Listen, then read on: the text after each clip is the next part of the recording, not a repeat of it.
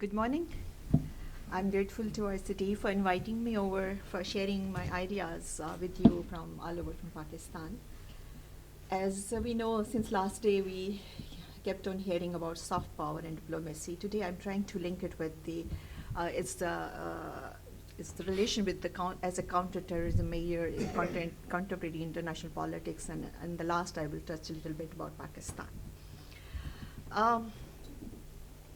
Why we need basically this concept of soft power, and including the public diplomacy, the change dynamics of public diplomacy, because over last several decades, now we have seen there is the world community is going through under profound changes. For instance, the end of the Cold War, or the demise of the communist bloc, and the end of the bipolarity has given some challenge to the international regimes and international relations to deal with the certain problems, including the terrorism. The emergence of new centers of power and new international power relationship, like we see that there is emergence of new now power blocks. For instance, BRICS, for instance, now rising China. So the dynamics of international relations vis-a-vis a balance of power is now going to be changing constantly. The emergence of important transnational and non-governmental actors with worldwide influence and impact, of course, which is the most recent phenomena of 21st century. It is going to be a very helpful to the national governments vis-a-vis the economic development in globalization, but it is going to be a greater challenge, the managing of the different critical impacts of transnational organization and individuals. So actually, what is the soft power we are debating in the contemporary politics? Since the conception of soft power diplomacy, Joseph Nye, he is a professor of Harvard University. In 1990, he has actually defined this soft power in a way that it is a power which you use to influence others, to persuade others to get what you want from them, they should do for you.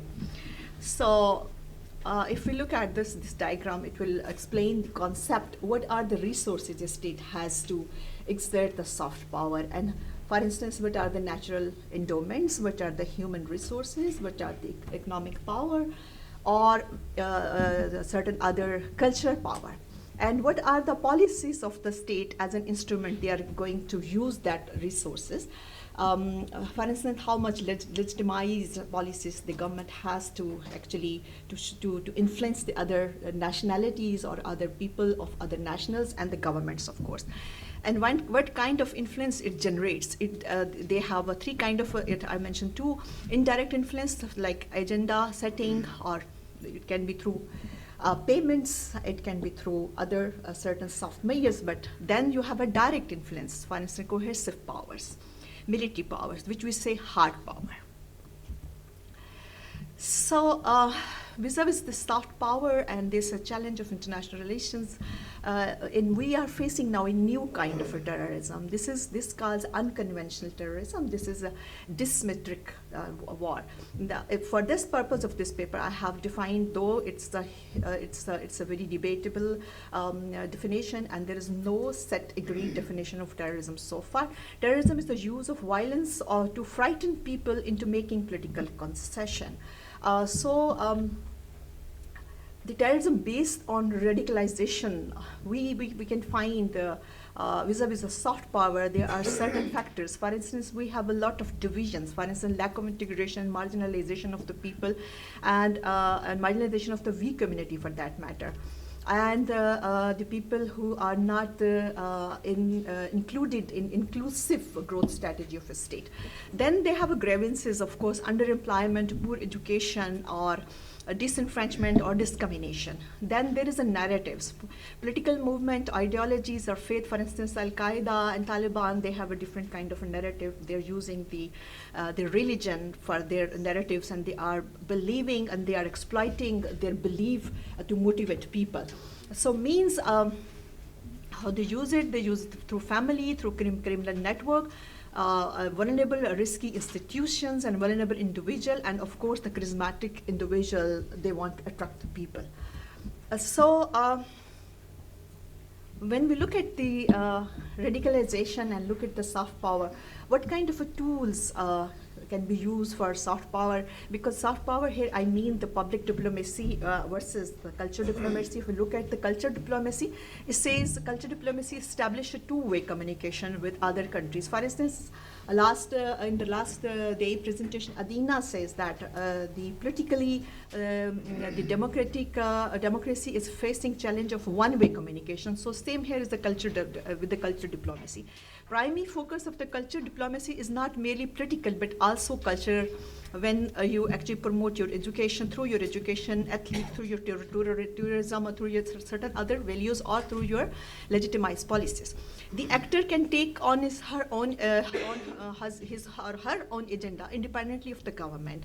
We have different personalities which are taking their own agenda. For instance, in Pakistan, we have Abdustar Evi, which is also being used by the Google as a logo.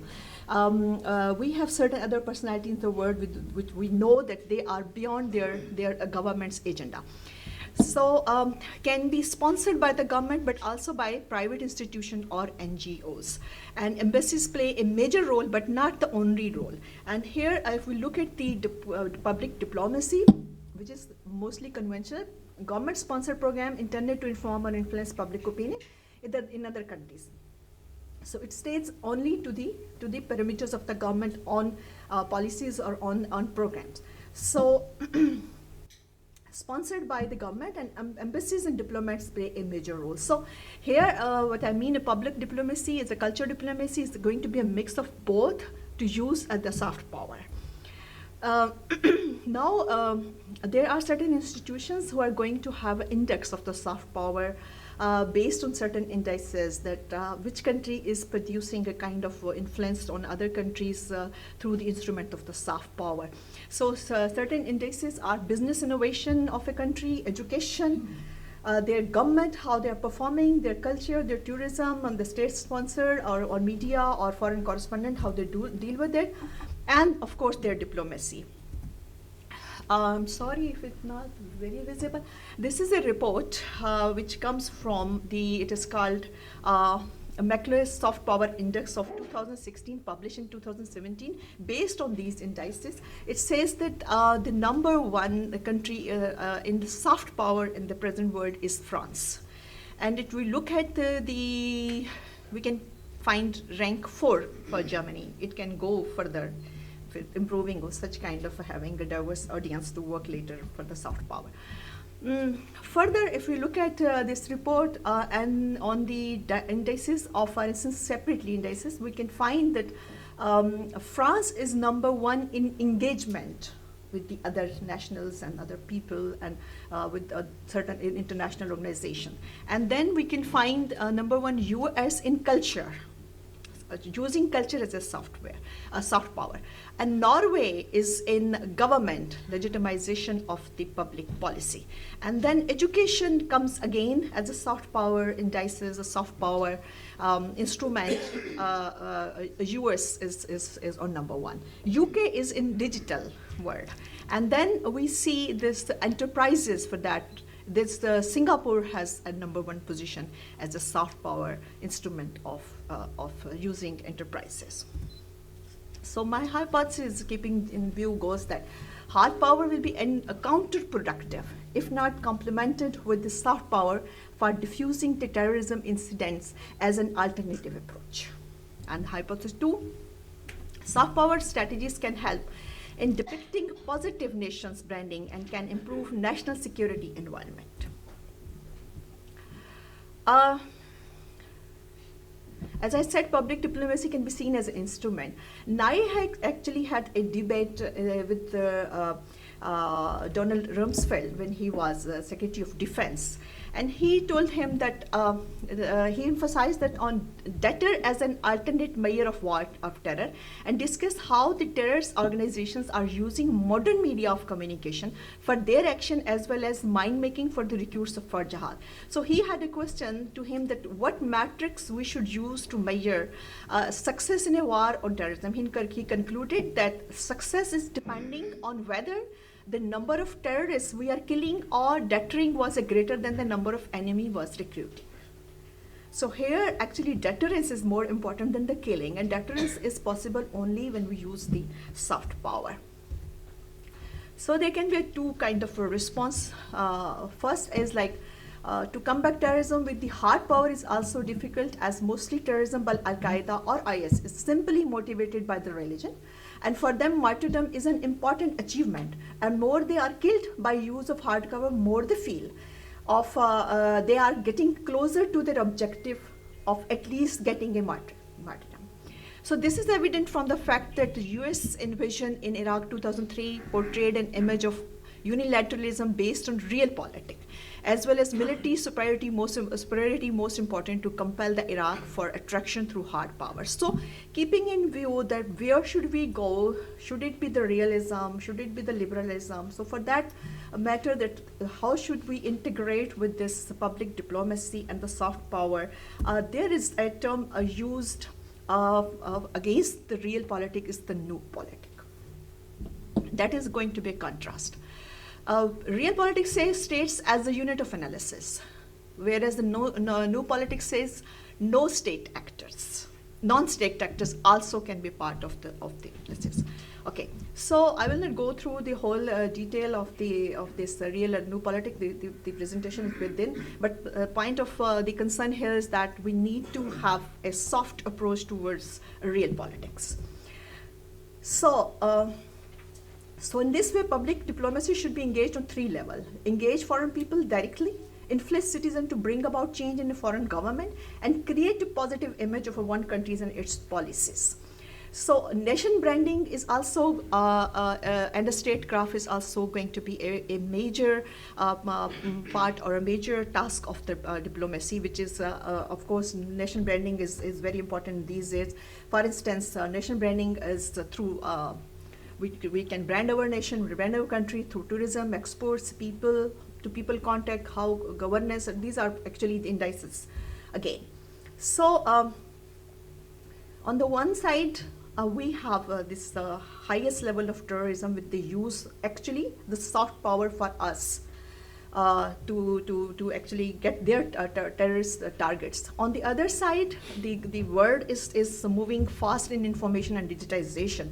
So the point is that they are using the ATMs, they are using the 24 hours news we have, but we are, as a state, state does not use that kind of a soft power against the adversaries, as the adversaries are using against the state and the people.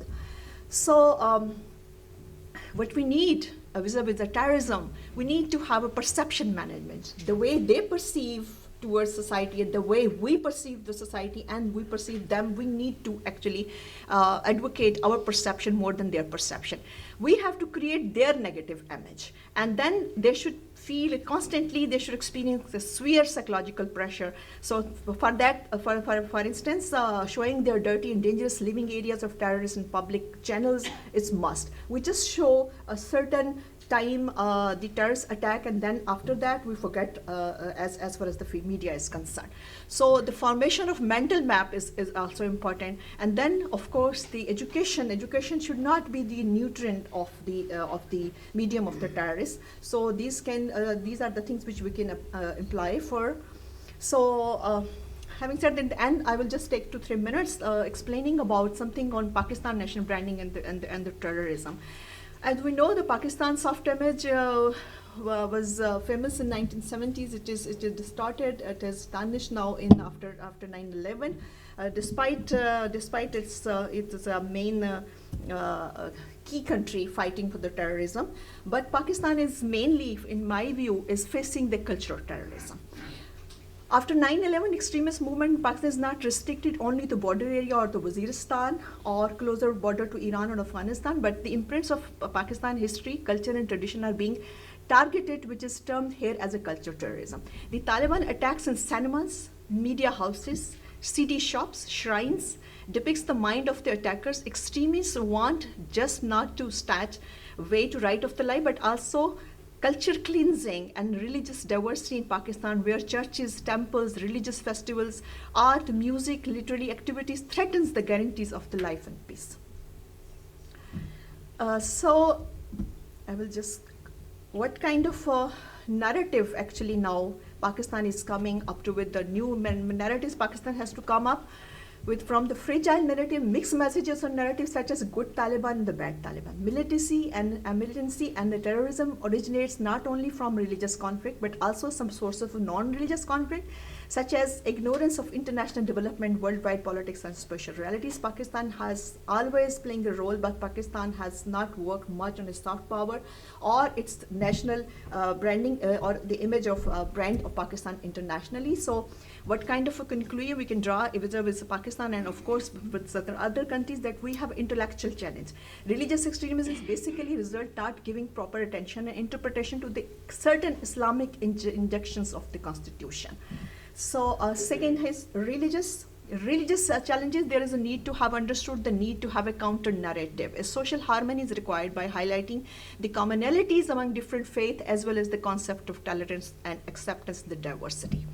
And then we have a socio-cultural context. The core issue in this challenge is the lack of moderation, tolerance, acceptance, and refusal or diversity in Pakistani society. Now, after 2014, fortunately, Pakistan has a greater harmony between different institutions, whether it is civil, it is military. As we know that a military institution has played a greater role always in the politics in Pakistan. So they are now on the same page to curb the terrorism, whether it is a good Taliban or a bad Taliban. So this is possible if the culture, festivals, religions and communities should be celebrated at the governmental level. Scholars should shape the public opinion for a societal awareness. A peaceful expression of concern should be promoted as a foundation of peace narrative in Pakistan. And if we look at the shift of a conventional to unconventional war, the strategies learned that from traditional diplomacy, we need a public diplomacy. Conventional diplomacy comes from top to bottom, the approach and the policy, and the unconventional approach goes from the bottom to the top, from the people to the government. Thank you so much for listening.